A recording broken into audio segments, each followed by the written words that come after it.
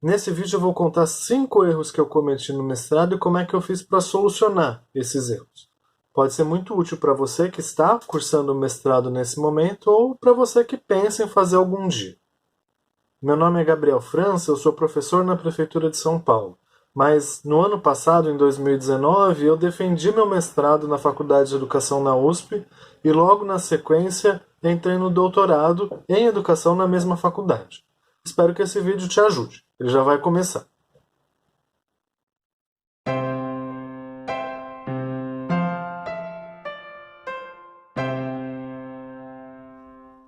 Esse vídeo é um pouco diferente do que eu costumo fazer aqui no canal.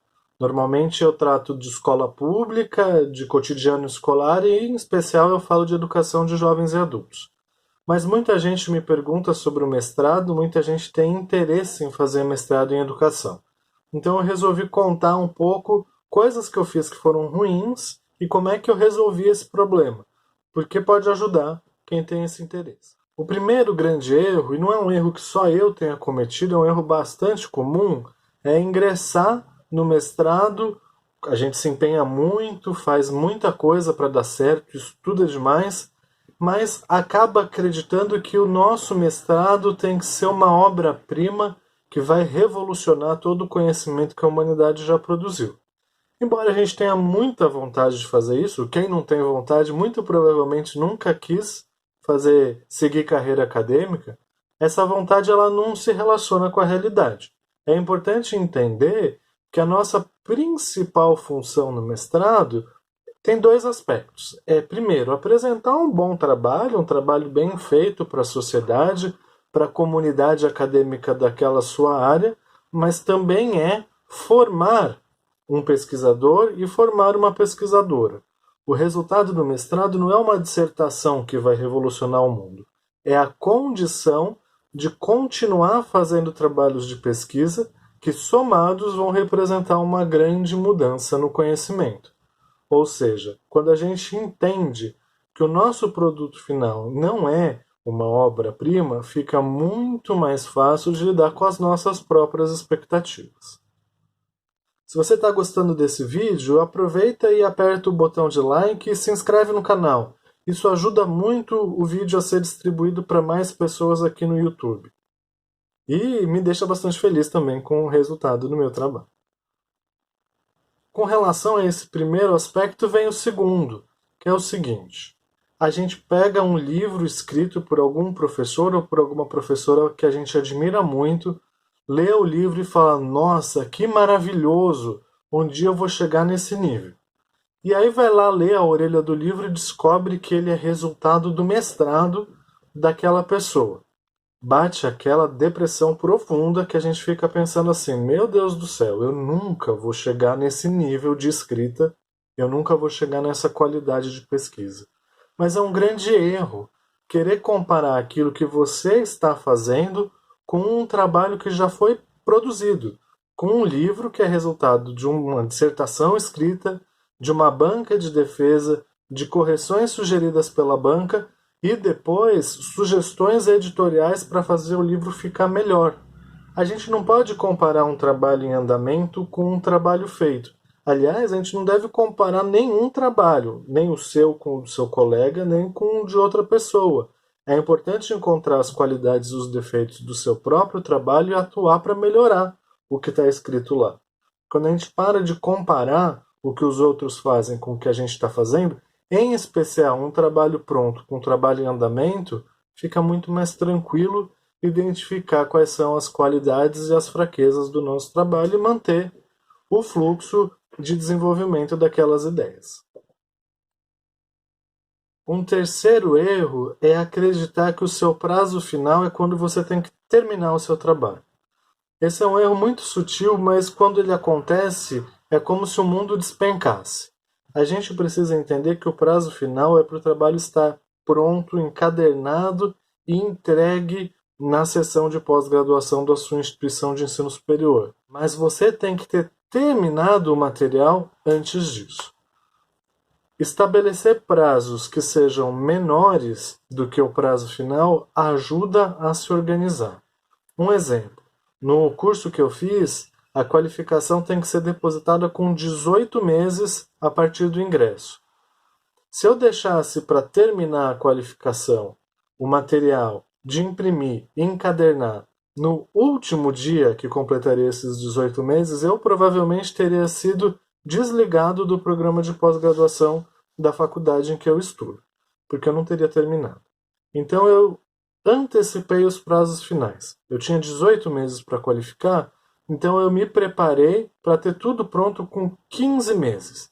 Porque qualquer coisa que desse errada se resolveria nos 3 meses restantes. E olha, tem um segredo. Todo planejamento vai dar errado. Você vai se planejar, vai ter contratempo, vai ter problema familiar, vai ter problema no seu local de trabalho, vai ter problema com o seu orientador ou com a sua orientadora, vai ter problema com a impressora, vai ter problema com o computador. Então é importante deixar uma gordurinha para ser queimada com relação aos prazos. E não vale a pena contar com o pedido de extensão de prazo. Ele pode ser necessário num outro momento. Mas se você ainda está começando, se você ainda tem tempo de se planejar, se prepara para entregar um pouco antes. No final você vai acabar entregando na data exata, mas com tranquilidade. Uma outra situação que a gente precisa aprender a lidar quando faz algum curso de pós-graduação, seja o mestrado ou o doutorado, é com a solidão. O trabalho é muito, muito, muito solitário. Você vai passar horas lendo sozinho, você vai passar horas discutindo o texto só com você, fazendo reflexões que não dizem respeito a mais ninguém e só a você. Isso é normal, faz parte do processo de aprendizagem de como é que se faz pesquisa, mas existem caminhos para isso ficar menos difícil. Um grande erro que eu tive no começo foi achar que eu resolveria todas as questões sozinho. Não vou resolver. Aliás, eu achava também que não precisava de ajuda de ninguém, o que é uma grande bobagem, porque a gente precisa. Então é muito importante você estabelecer relação com seus colegas de disciplina, com seus colegas de orientação, com outras pessoas que estão passando pelo mesmo processo. Tomar um café no intervalo da aula, marcar de se encontrar um pouco antes de ir na biblioteca, tudo isso ajuda muito.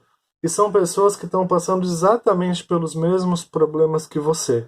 E isso pode ajudar a encontrar soluções. E além disso, você sempre vai ter gente para poder te assistir na hora da defesa, e você vai ter várias defesas para assistir, vai se emocionar com essas pessoas e elas vão se emocionar com você. Isso é muito legal. Em último lugar, eu queria falar algo que é meio polêmico, mas que na minha vida se mostrou correto, que é o seguinte. Na maior parte das vezes, o seu orientador ou a sua orientadora tem razão com relação aos problemas que aparecem na pesquisa. É claro que se você tem um grande desentendimento com o que seu orientador ou sua orientadora pensa, é melhor reorganizar esse processo, talvez até mudar de orientação, mas na maior parte das vezes, quando você tem uma ideia genial e seu orientador diz que não é esse o caminho, ele tem razão. Quando sua orientadora fala para você assim, assiste tal aula e não essa outra, em geral ela tem razão. E acima de tudo, quando a orientadora ou o orientador diz para você assim, não coloca isso no trabalho porque vai dar problema, vale a pena escutar. Muitas vezes a gente tem boas ideias que o orientador tem alguma desconfiança. Faz parte do processo, você pode desenvolver a sua ideia, mostrar o trabalho escrito e convencer o orientador. Mas muitas vezes a gente acha que tem boas ideias, mas na verdade as nossas ideias não são lá muito boas. Um orientador e uma orientadora são pessoas que têm muito mais experiência e já passaram por tudo aquilo como pesquisadores e passaram como orientadores também. E eles querem o melhor para o nosso trabalho. Eles querem um bom trabalho, um trabalho que produza impacto e que nos forme melhor. Então vale a pena escutá-los, mesmo que seja para abrir mão de alguma ideia boa ou de alguma questão que a gente gosta muito. Por fim, uma dica bônus. Pode ficar tranquilo, pode ficar tranquila, porque é normal, a partir do momento que seu projeto foi aprovado no processo de seleção, a partir do momento que seu nome saiu na lista dos aprovados, é extremamente normal achar que seu tema é chato e que outros milhares de temas são muito mais interessantes. Faz parte do processo de pesquisa, enquanto a gente lê assuntos, descobrir novos caminhos interpretativos e descobrir novas áreas do conhecimento que podem nos interessar. Algumas vezes vale a pena fazer a transição. Você abre mão daquele seu projeto original, discute com seu orientador ou curso-orientadora e embarca num outro trabalho de pesquisa. Muita gente faz isso. Mas na maior parte das vezes o que vai acontecer é que você vai se interessar por um trabalho, vai ler sobre aquele assunto e vai perceber que na verdade o seu projeto original era o seu caminho de pesquisa mais adequado. E aí vai voltar para ele naturalmente. No meio do caminho a gente acaba lendo e conhecendo muita coisa boa que não conheceria se não pudesse fazer o mestrado.